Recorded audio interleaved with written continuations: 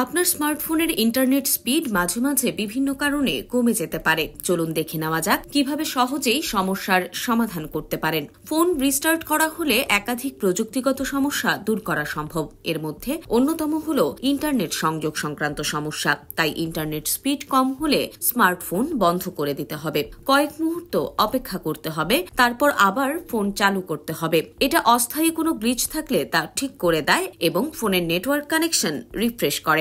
তবে ব্যবহারকারী যদি ফোন রিবুট না করতে চান তাহলে এরোপ্লেন মোড অফ এবং অন করে ফোনের নেটওয়ার্ক সংযোগ রিস্টার্ট করা যেতে পারে। ফোনের সফটওয়্যার আপডেট না করা হলে পারফরমেন্স সংক্রান্ত সমস্যা দেখা দিতে পারে। এতে স্মার্টফোনে ইন্টারনেট স্পিড কমে যেতে পারে। তাই সফটওয়্যার আপডেট চেক করতে হবে। আর আপডেট চেক করার জন্য প্রথমে সেটিংস অপশনে যেতে হবে, তারপর আপডেট চেক করতে সিস্টেম আপডেটে যেতে হবে। সেখানে প্রাপ্ত আপডেট ডাউনলোড করতে হবে। স্মার্টফোনে যে অ্যাপই ব্যবহার করেন না কেন তা নিয়মিত তথ্য জমা করে, যা ক্যাশ মেমোরি নামে পরিচিত। ক্যাশ মেমোরি বেশি থাকলে ফোন ধীর গতির হয়ে যাওয়ার পাশাপাশি ইন্টারনেটের গতি কমে যায়। আর তাই ইন্টারনেট ব্যবহারের পর অ্যাপ থেকে নিয়মিত ক্যাশ মেমোরি মুছে ফেলতে হবে। আগের টিপসগুলো অনুসরণ করে যদি সংযোগ সংক্রান্ত সমস্যা ঠিক না হয় তাহলে নিজের নেটওয়ার্ক সেটিংস রিসেট করার কথা ভাবনা চিন্তা করা যেতে পারে। সেটিংস রিসেট করার জন্য প্রথমে নেটওয়ার্ক সেটিংস মেনুতে যেতে হবে, এরপর সিস্টেম সেকশনে যেতে হবে। সেখান থেকে রিসেট বেছে নিতে হবে এবং রিসেট নেটওয়ার্ক সেটিং বেছে নিতে হবে।